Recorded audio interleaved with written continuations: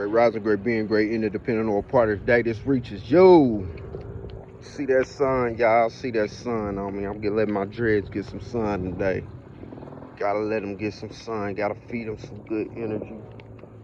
But this video is about love. I'm reading this book and it asked me, what is love to me? And what are my expectations that come with love? And questions like that. And I sat with it and I meditated on it, right? And I had to be honest with myself, like, there are so many definitions for what love can be because there are so many experiences of it. Because there are so many people who claim to have experienced it or claim to know it or claim to give it, to show it. So I'm like, dang, what is love? Of course I can look up the definition of love, but like, is that what's true to me? Is that what's true to what my experiences have been? And testimony, my experience of love have been it's been a roller coaster. I've had false love, I've had misguided love, I've had a deceptive love, I've had what I feel is true love, I've had unconditional love, and as I was meditating, it finally hit me. It hit me when the sun did. Like, love is God. God is love. The true definition of love is the love in which that is instilled in us from God and his son, Jesus Christ. And a lot of us don't be wanting to hear that, but I can care less because it's just true. I found self-love through God. My walk closer to God, my walk with Jesus. I found that love through the spirit of Jesus and God, right? And now I compare it to everything else of our experience, and nothing compares. So if nothing compares to it, that has to be the ultimate definition of it. That's what love is. See, we have this misguided approach with how we define the things that we hold in our life. And we have to stop doing that. We have to come to a point in our lives where we can be honest and accountable with ourselves to say, you know what? I don't know. Maybe they don't know. Maybe they are wrong. Maybe I'm wrong. Because through my journey of love, through my path of love, I've been wrong many a times. I've been right many a times. Again, I've been deceived many a times. I've done I've been a part of the deception many a times.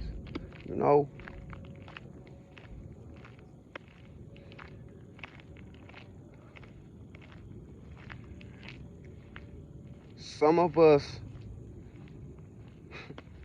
we misrepresent, we mislabel, and we don't define love by its ultimate form. See, we use it for our advantage. We use it for our convenience. And that's not true love. That's a created love that we embody because we feel we need to. All the relationships that I've been through, don't matter how they turned out, at the end of the day, it was a forced love because I felt I needed it. I felt I needed it because I felt I had a lack of love from where I felt I was supposed to get it. And I felt I wasn't getting the right love because I was comparing and contrasting what love was for others and trying to apply that to me. Or I was comparing and contrasting the people who had claimed to have that love for me and using that against them. Not using it for the right, not defining it right, not labeling it right. not representing it right. How are you representing love right now? You know, what is your definition of love? Where did you get that definition? What has been your experiences of love? Why do you think that was your experience of love? See, these are the type of things that we try to avoid. We try to avoid these conversations with ourselves and with others because it's difficult, and because deep down inside we know we don't know. But I know who does know. God. Jesus knew love. He knew love because he was of God.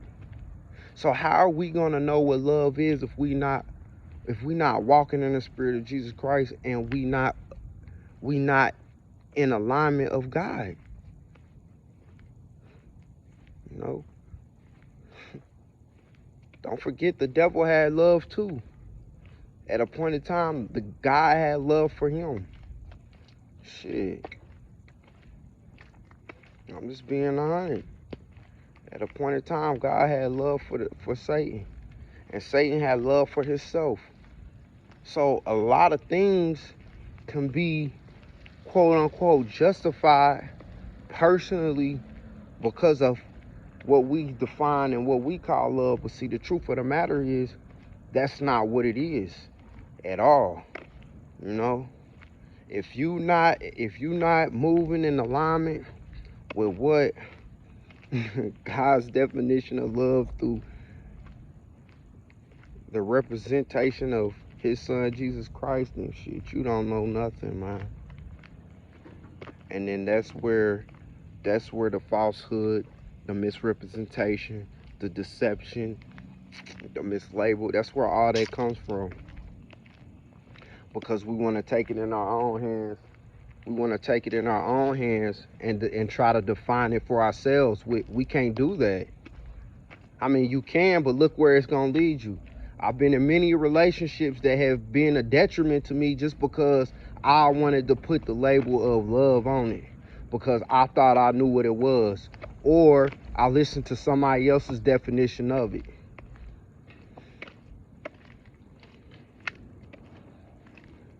You have to redefine your vocabulary.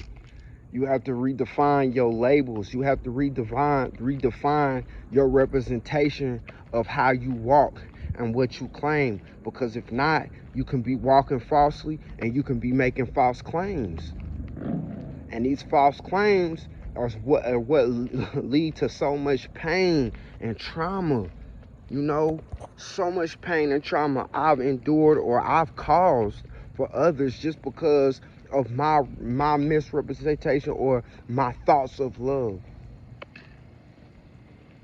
Do not strive to do that. Do not strive to be in that.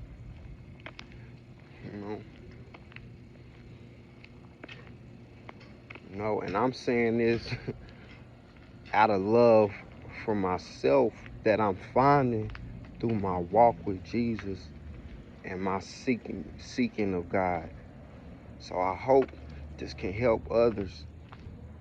I hope this can be something that can resonate with you and allow you to get some type of healing to feel better. How you doing? To feel better. You know? Because see, once you know real love, it shows. No matter what anybody does to you, no matter how they treat you. See, when you got pure love in your heart, you're not gonna be tricked and pulled into anything of the opposite of it. You know? Nothing. So, it's always wake up.